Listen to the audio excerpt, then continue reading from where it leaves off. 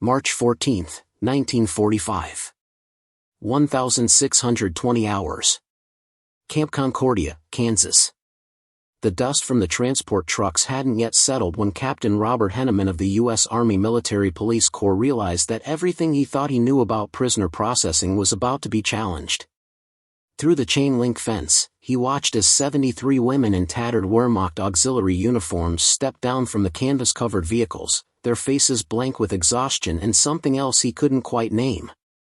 Fear, certainly.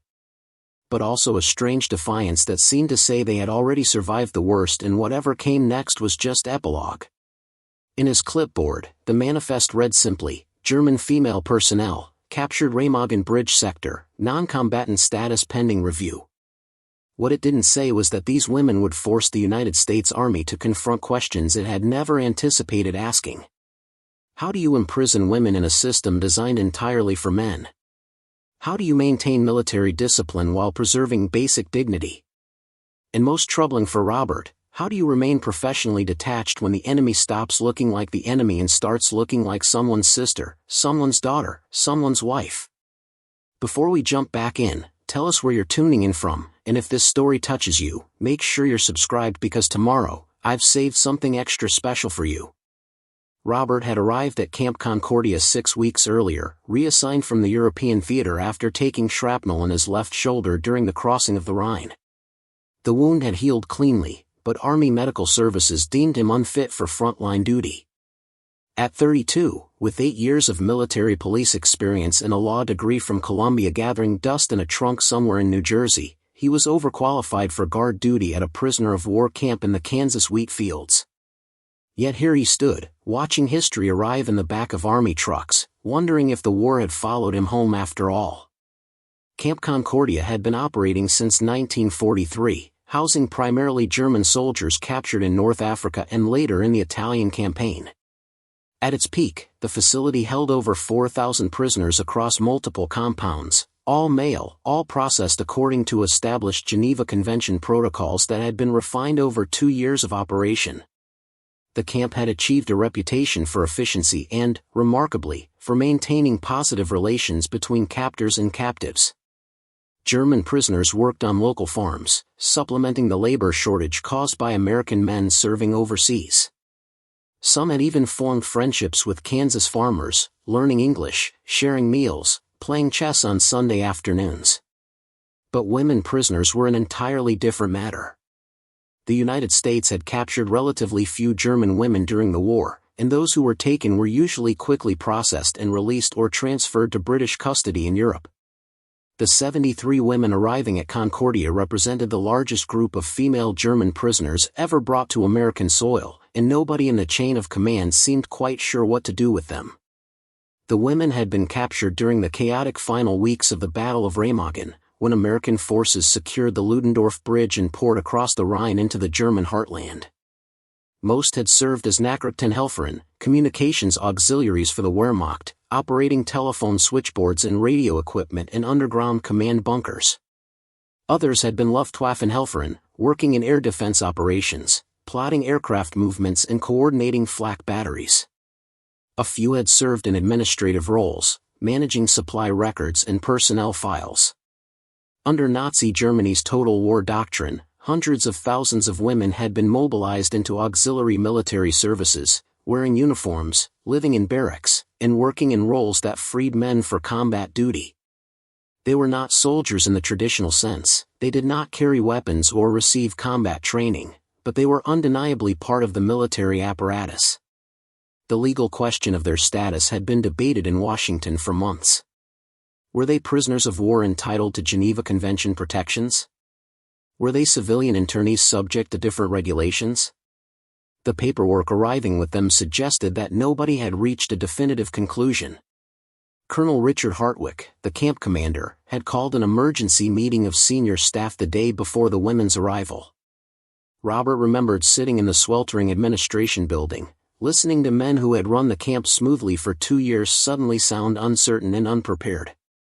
The colonel, a career officer who had served in the Argonne Forest during the Great War, had frowned at the orders from 7th Service Command Headquarters as if they were written in a foreign language. We are to receive 73 female German prisoners, exact status to be determined, for indefinite detention pending review by the War Department. We are to provide separate housing, appropriate supervision, and maintain strict separation from male prisoner populations. We are to ensure all Geneva Convention standards are met while awaiting clarification on their precise classification. The colonel had looked up from the paper, his weathered face betraying genuine confusion.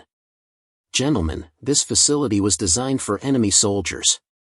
We have barracks, guard towers, work details, and recreational facilities all built around the assumption that our prisoners are military-age men. We have no female staff, no separate facilities, and frankly, no protocols for this situation. Major William Foster, the executive officer, had suggested converting one of the smaller compounds, originally built for Italian prisoners who had since been transferred, into a women's facility. It could be isolated from the main camp with additional fencing, and guard rotations could be adjusted to minimize contact with male prisoners. The proposal was logical but inadequate, and everyone in the room knew it. The question wasn't just about walls and fences. It was about everything from bathroom facilities to medical examinations to the simple fact that every guard, every administrator, every person of authority in Camp Concordia was male. Robert had raised his hand, drawing the colonel's attention. Sir, with respect, we need to consider bringing in female staff. Matrons, nurses, even female military police if they can be spared. Without women in supervisory roles, we're setting ourselves up for serious problems, both practical and legal. The room had gone quiet. In 1945, the Army had Women's Army Corps personnel, but they were typically assigned to clerical duties, nursing, or communications roles stateside. The idea of WWII officers serving as guards over enemy prisoners was unprecedented. The colonel had considered the suggestion, then shaken his head. Captain Henneman, I appreciate the thought, but we don't have the time or the authorization to restructure our entire staffing model. These women arrive tomorrow. We'll do the best we can with what we have. I'm assigning you as primary liaison officer for the female compound. You'll be responsible for intake processing, facility management, and daily operations. Choose a team you trust, men with discipline and judgment. And for God's sake, let's not create an international incident. So Robert had chosen carefully. Sergeant Thomas Carlyle, a 45-year-old former Illinois state trooper with a calm demeanor and unshakable professionalism. Corporal James Whitmore, young but steady, who had grown up on a farm with 4 sisters and seemed less likely to be flustered by female prisoners. Private First Class Daniel Cruz, who spoke some German and had worked as a translator with male prisoners. And Lieutenant Helen Vasquez, the camp's only female officer, a WWII nurse assigned to the medical detachment who had volunteered to assist with processing and health screenings. Now, watching the women disembark from the trucks, Robert felt the weight of responsibility settling onto his shoulders like the wool of his uniform in the Kansas heat. The women ranged in age from barely 20 to perhaps 50. Most were thin, their uniforms hanging loose on frames that had clearly known better times. Some moved with military precision, forming into neat ranks without being ordered. Others stumbled, exhausted, holding onto each other for support. Lieutenant Vasquez appeared at Robert's elbow, her medical bag slung over one shoulder. She was 38, a veteran nurse who had served in North Africa before being reassigned stateside after contracting malaria. Her dark eyes assessed the new arrivals with clinical efficiency. They look malnourished, Captain. We'll need to do full health screenings immediately. And some of them are clearly suffering from exposure or untreated injuries. Robert nodded. The standard processing protocol called for documentation, delousing, uniform exchange, and assignment to quarters. But looking at these women, some barely able to stand, he realized that medical care needed to come first. Sergeant Carlyle approached, his clipboard ready. How do you want to handle intake, sir? Robert considered. Let's do this in small groups. Medical screening first, then documentation. Have Corporal Whitmore prepare the barracks, we'll need clean bedding, and make sure the washing facilities are functional. I want these women treated exactly as we'd treat male prisoners, with dignity and according to regulations. The sergeant nodded and moved off to organize the detail. Preparing and narrating this story took us a lot of time, so if you are enjoying it, subscribe to our channel, it means a lot to us. Now back to the story. Robert approached the fence, addressing the women in the careful German he had learned during his months in Europe. "I am Captain Robert Henneman, United States Army. You are now prisoners of war of the United States, held under the terms of the Geneva Convention. You will be treated fairly and humanely. We will process you in small groups for medical screening and documentation. Please cooperate with our procedures." A woman in the front rank, perhaps 35, with sergeant's insignia still visible on her faded uniform, stepped forward slightly. She was tall, with sharp features and blonde hair pulled back in a regulation bun that had mostly come undone during the journey. Her blue eyes met Robert's with something that wasn't quite hostility but definitely wasn't submission. "I am Oberfeldwebel Christina Braun, formerly of the Wehrmacht Signals Corps," she said in crisp, accented English. "These women are under my charge. We will cooperate with your procedures, but I must inform you that several of our number require immediate medical attention. We have been in transit for 6 days with minimal food and no medical care." Robert felt a flicker of respect for the woman. Despite obvious exhaustion, she was still functioning as a leader, still advocating for her people. "That's why we're starting with medical screening," he replied. "Your cooperation is appreciated." The processing began in the converted mess hall that would serve as the women's intake center.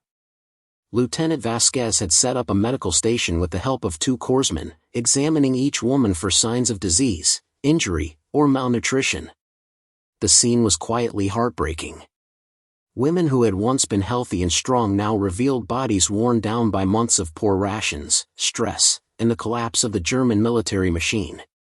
Some had untreated wounds from air raids. Others showed signs of frostbite from the brutal winter.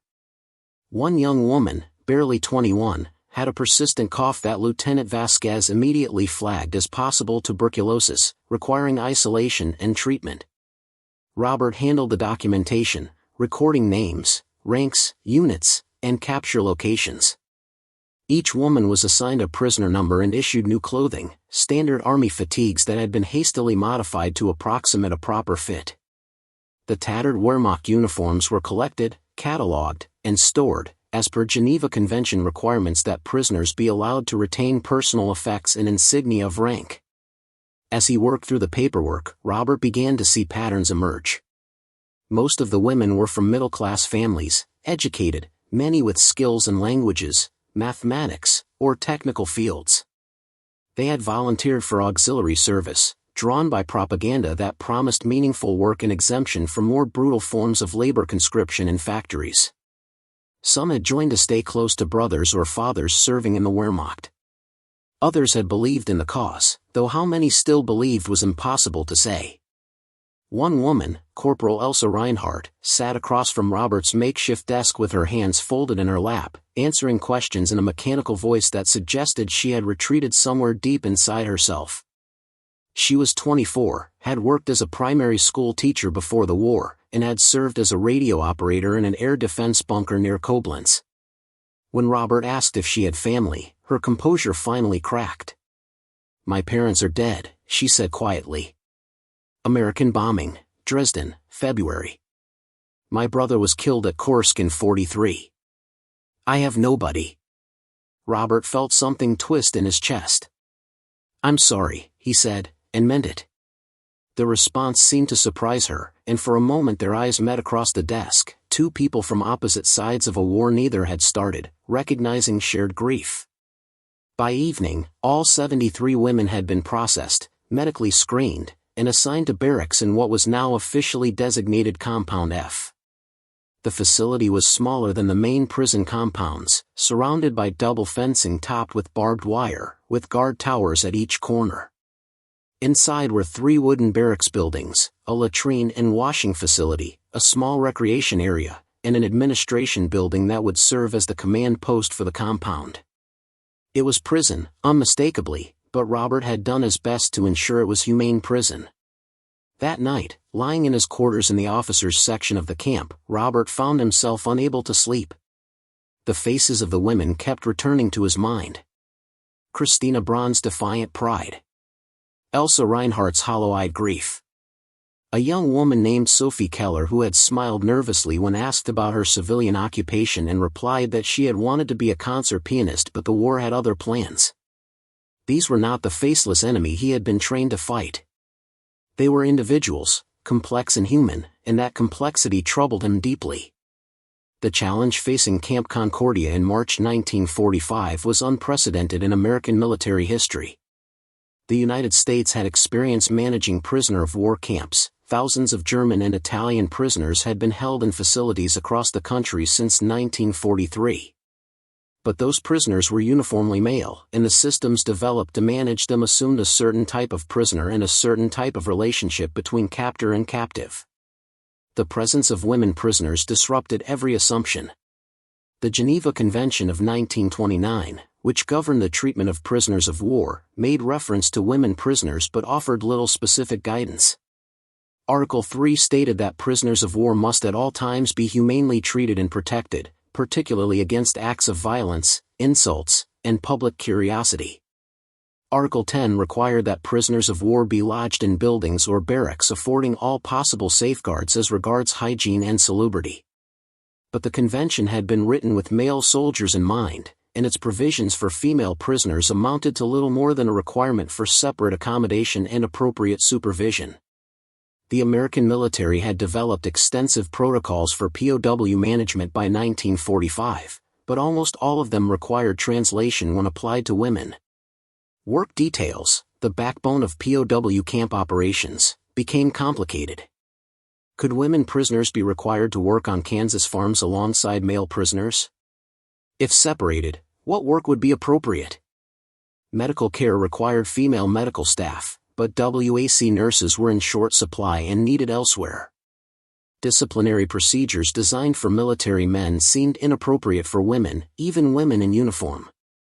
The question of what constituted appropriate supervision, the vague term used in official documents, was a source of constant debate. Colonel Hartwick had established clear rules from the first day. Male guards were forbidden from entering women's barracks except in emergencies and then only with female staff present. A female WWII officer or nurse had to be available for any medical examination beyond basic triage. Work details had to maintain sight lines that prevented any improper contact between male and female prisoners in the camp. Guards were prohibited from any personal conversations with female prisoners beyond those required for camp operations. Violations would result in immediate reassignment and possible court-martial. The rules were strict because the stakes were high. Any suggestion of impropriety, any hint of mistreatment or abuse, could become an international incident. The United States was signatory to the Geneva Convention and took pride in its adherence to international law. Moreover, thousands of American prisoners were held by Germany, and reciprocity mattered. How America treated German prisoners directly affected how Germany treated American prisoners. The women of Compound F were not just prisoners, they were diplomatic assets and liabilities wrapped in faded Wehrmacht uniforms. Robert's days fell into a demanding routine. Morning formation at 0600, where Christina Braun, who had been tacitly recognized as the senior prisoner, would report the compound status. Then inspection of facilities, review of guard reports, coordination with Lieutenant Vasquez on medical issues, and management of the endless paperwork that the Army required for every aspect of prison operations. The women adapted to captivity with varying degrees of success. Some, like Christina, maintained military discipline and helped organize the compound. Others, particularly the younger women, struggled with depression and anxiety. A few remained defiant, refusing to cooperate beyond the minimum required by regulations. The question of work became pressing after the first week. Under Geneva Convention rules, prisoners of war could be required to work, though not in jobs directly supporting the war effort against their own nation. Male German prisoners at Concordia worked on local farms, in camp maintenance, and in various labor details that helped offset the cost of their imprisonment. The women technically fell under the same regulations, but practical implementation was challenging. Colonel Hartwick finally authorized the women to work in camp industries that required no contact with male prisoners. A sewing detail was established, repairing uniforms and making items needed by the camp. A small garden plot was allocated for cultivation. Some women with language skills were assigned to translation work, helping process documents and correspondence. The work was light compared to what male prisoners did, reflecting both practical constraints and lingering assumptions about women's capabilities. Robert observed that many women seemed to welcome the work, not for any love of labor, but because it provided structure and purpose. Sitting idle in barracks, dwelling on lost homes and uncertain futures, was psychologically corrosive. Work, even mundane work, gave days shape and meaning. Sophie Keller, the would-be pianist, showed particular talent for the sewing detail, her deft fingers moving with the precision of someone trained in fine motor control. Elsa Reinhardt volunteered for the translation work, perhaps finding in German documents some connection to a world that no longer existed. The arrival of spring brought new challenges and small mercies. The Kansas weather warmed, making the barracks more comfortable. Wild flowers bloomed across the compound, softening the harsh geometry of fences and guard towers.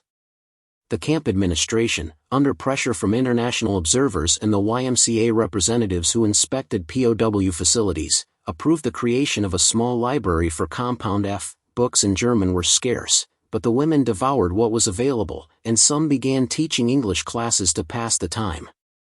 It was during this period that Robert began to understand the complex social dynamics within the women's compound. Christina Braun led what might be called the military faction, women who maintained strict discipline, followed regulations, and seemed determined to preserve German military honor even in defeat. Another group, led by a former nurse named Margaret Hoffman, was more conciliatory, engaging cooperatively with American staff and focusing on making the best of an impossible situation. A third, smaller group remained embittered and hostile, seeing cooperation as betrayal. These women, many young and deeply indoctrinated with Nazi ideology, resisted everything from English lessons to medical treatment. Managing these factions required diplomatic skill that Robert had never been trained for. He found himself serving as mediator in disputes he barely understood, adjudicating conflicts over sleeping arrangements, work assignments, and the allocation of the few small privileges available in the compound. Lieutenant Vasquez became an invaluable ally.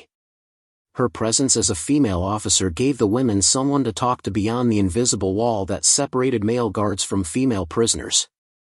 She heard confessions of fear and grief that would never be shared with Robert. She understood the particular stresses of women's imprisonment in ways he could not. And she reported back to him, carefully and professionally, helping him understand the psychological landscape of Compound F. One evening in late April, as they reviewed medical records in the compound's administration building, Helen looked up from her paperwork. "They're starting to crack, Robert. Not all of them, but some. The young ones especially. They're hearing rumors about what's happening in Germany. The advance, the Russians in Berlin, the camps that are being discovered. They don't know what to believe. They don't know if their families are alive or dead. And they're terrified about what happens when the war ends. Will they be sent home to rubble and occupation? Will they be prosecuted for serving the regime?" Robert leaned back in his chair, rubbing his eyes. He had been working 18-hour days, and exhaustion was becoming his permanent state. "What do I tell them, Helen? I don't know what's going to happen any more than they do." Helen's expression was sympathetic but firm. "You tell them the truth. That they're safe here. That they'll be treated fairly. That whatever comes next, we'll deal with it together, according to law and conscience. It's all any of us can promise." The conversation was interrupted by a commotion outside. Robert heard shouting in German, then a sharp cry. He and Helen rushed out to find several women clustered near the barracks, surrounding someone on the ground. Pushing through the small crowd, Robert found a young woman, Private Anna Schmidt, convulsing on the packed earth, her eyes rolled back, foam at her lips. Helen immediately dropped to her knees, rolling the woman onto her side, checking for airway obstruction. "Seizure," she said crisply. "Corporal, get my medical bag from the office. Robert, help me keep her from hurting herself. The seizure lasted perhaps 90 seconds, though it felt far longer. When it finally subsided, Anna lay gasping and disoriented, her face pale as chalk. Helen checked her vital signs with practiced efficiency, then ordered her transported to the camp hospital for observation. As the corpsman carried Anna away on a stretcher, Christina Braun approached Robert. Her face was carefully neutral, but her voice carried an edge of accusation. She has epilepsy, Captain. She declared it when she was processed, yet she receives no medication. In Germany, she would have been treated. Here, she suffers. Robert felt a flash of anger, not at the accusation which was fair, but at the situation. We have limited medical supplies, he said evenly. Anti-seizure medications are not readily available. Lieutenant Vasquez has been trying to obtain them through proper channels, but the paperwork takes time. And in the meantime, my women suffer, Christina replied. Is this the famous American efficiency we were told to fear? Robert took a breath, controlling his temper. He understood her frustration, shared it even, but he would not be baited into an argument. We are doing everything possible within our resources and regulations. If you have specific medical needs, submit them in writing to Lieutenant Vasquez. We will do our best to address them. The standoff lasted another moment, then Christina turned away, gathering the other women and herding them back toward the barracks. As they dispersed, Robert caught Elsa Reinhardt's eye. She had been standing at the edge of the crowd, watching the entire exchange. Her expression was impossible to read, but there was something in it that might have been sympathy. For whom, Robert couldn't say. That night, unable to sleep, Robert walked the perimeter of Compound F, moving along the outer fence line where guards patrolled. The camp was quiet, the Kansas night vast and star-filled above him. From one of the barracks, he heard singing, women's voices blending in a German folk song he didn't recognize. The melody was haunting and beautiful, and it carried across the empty space between captors and captives like a bridge made of sound. Private Cruz, standing guard at the northwest tower, noticed Robert's approach and straightened to attention. At ease, Private, Robert said. How's the night watch? Quiet, sir. Peaceful, actually. That singing, it's kind of nice. Makes you forget where you were for a minute. Robert nodded. What do you make of them, Cruz? The women, I mean. The young soldier considered the question carefully. They're scared, sir. Trying not to show it, but scared. My sister, she's about the same age as some of them. I keep thinking, if things had gone different, if I'd been born over there instead of here, maybe I'd be the one in prison and she'd be in a camp somewhere. It's strange to think about. It is, Robert agreed. The arbitrary nature of nationality, the accident of birth that determined which side of the fence you stood on, was something he had pondered often during the war. War makes enemies out of people who might have been friends in a different world, Cruz continued. These women, they're not monsters. They're just people who picked the wrong side or had it picked for them. Robert had no answer to that, so he simply nodded and moved on, continuing his circuit of the compound. When he returned to officers' quarters an hour later, he found a message waiting from Colonel Hartwick. Report to headquarters 0800 tomorrow. Status update required regarding Compound F operations. The formal tone suggested something more than routine business. Robert went to bed wondering what new challenge tomorrow would bring, and whether he had the wisdom or strength to meet it. The morning meeting revealed tensions that had been building in Washington for weeks. Colonel Hartwick sat behind his desk, a folder marked confidential open before him. Robert took the seat across from him, noting the unusual presence of Major Foster and a civilian he didn't recognize, a thin man in a gray suit who introduced himself as Mr. Patterson from the State Department. The colonel wasted no time. Captain Henneman, we have a situation developing that requires delicate handling. The International Red Cross has requested permission to conduct interviews with the female prisoners. They want to verify conditions and hear directly from the women about their treatment.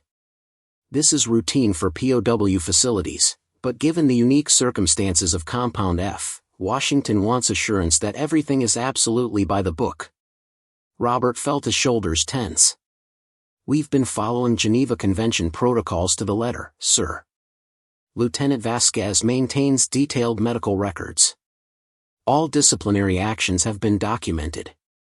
The women receive the same rations as male prisoners, the same recreational privileges, the same access to mail and Red Cross parcels. Mr. Patterson leaned forward, his voice carrying the careful neutrality of a diplomat. Captain, nobody is questioning your competence or integrity.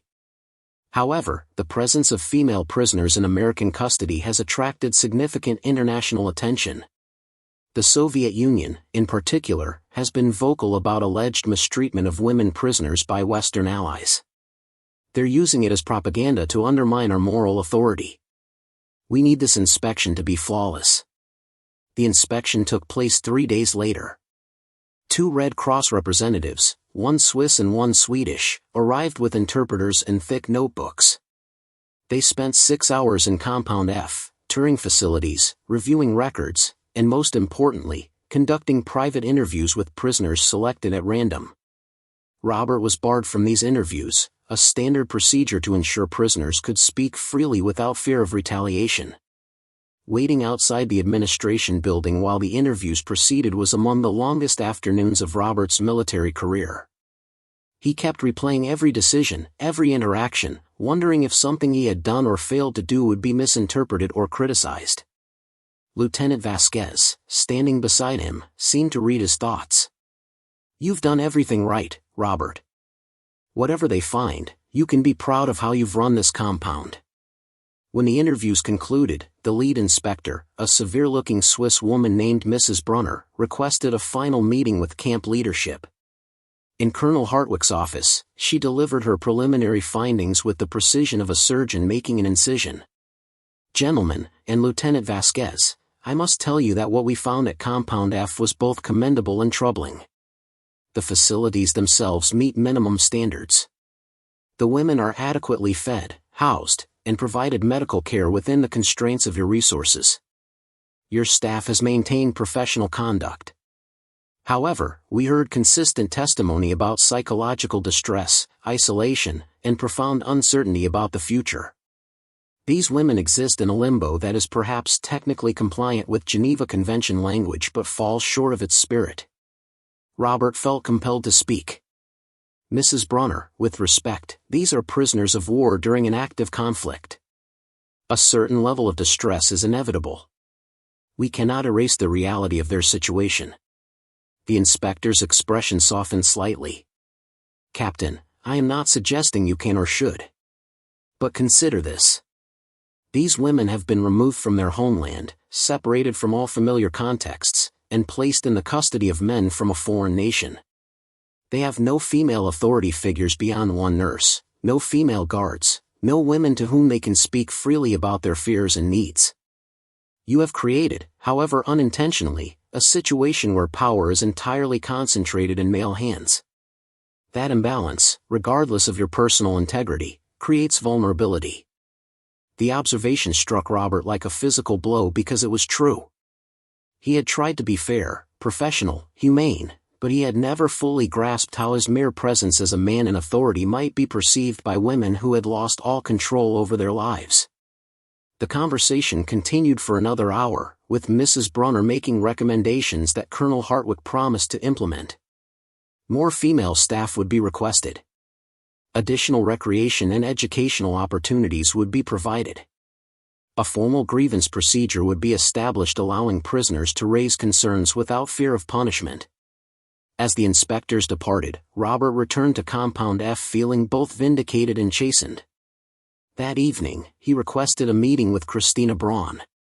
They sat in the administration building, the spring twilight casting long shadows through the windows. I want you to know that the Red Cross inspection identified areas where we can improve, Robert began. We're going to bring in more female staff. We're establishing better procedures for addressing concerns. I want you to feel that you and your women have a voice here. Christina studied him for a long moment before responding. Captain Henneman, I will tell you something honestly. When we arrived here, I expected brutality. I expected violations. I expected to have to fight for every scrap of dignity.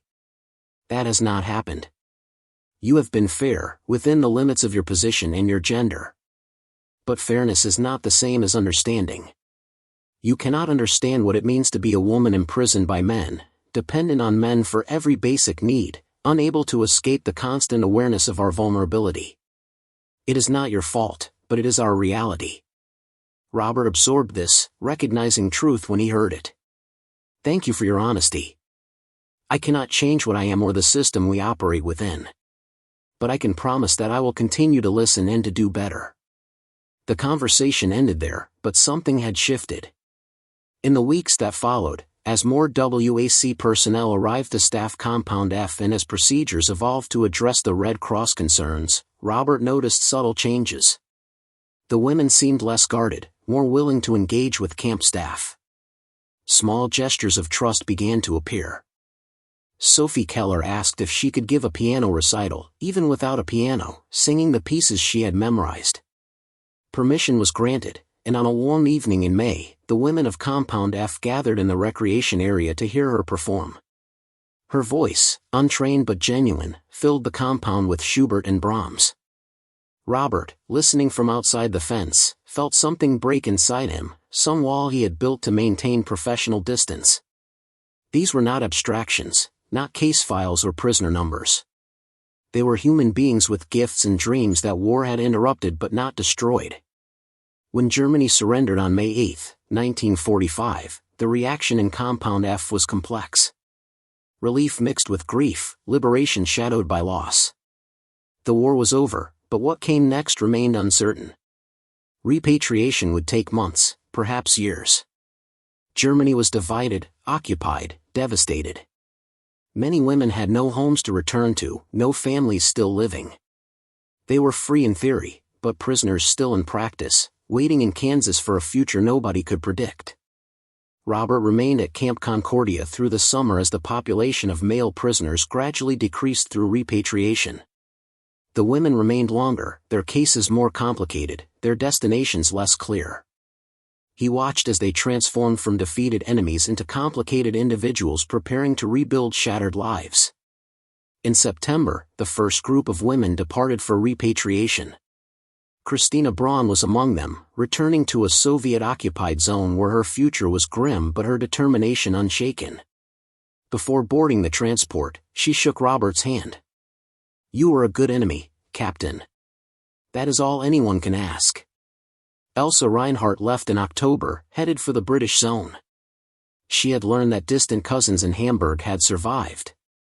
It was not much, but it was enough. Sophie Keller was among the last to leave, in December. She confessed to Robert that she was terrified and hopeful in equal measure. Perhaps in the ruins, there would be pianos that needed playing. By Christmas 1945, Compound F stood empty.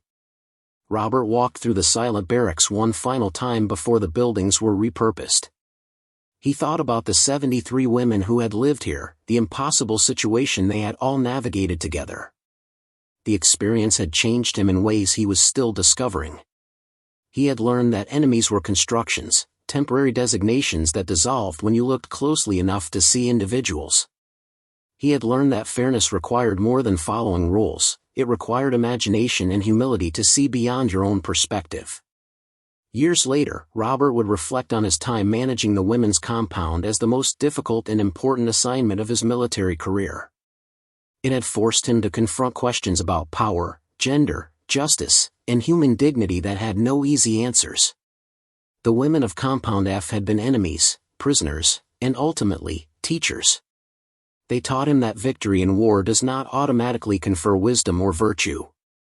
They taught him that systems designed without consideration for all humanity inevitably create suffering. They taught him that maintaining dignity in impossible circumstances requires courage that has nothing to do with combat. The story of female German prisoners in American camps remains a footnote in World War II history, overshadowed by combat narratives and grand strategy.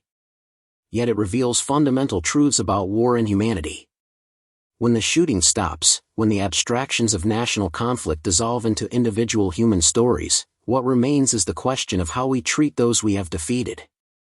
The answer to that question defines us more profoundly than any battlefield victory. Robert left the Army in 1946, returned to New Jersey, and eventually opened a small law practice specializing in immigration cases. He never spoke publicly about his time at Camp Concordia, but those who knew him well noticed that he had a particular sympathy for displaced persons, especially women navigating bureaucratic systems designed by and for men. In his private papers, discovered after his death in 1983, was a photograph of Compound F and a list of 73 names written in careful handwriting. Below the names, a single sentence. They deserved better than war gave them. We did our best. It was not enough. Up next, you've got 2 more standout stories right on your screen. If this one hit the mark, you won't want to pass these up. Just click and check them out.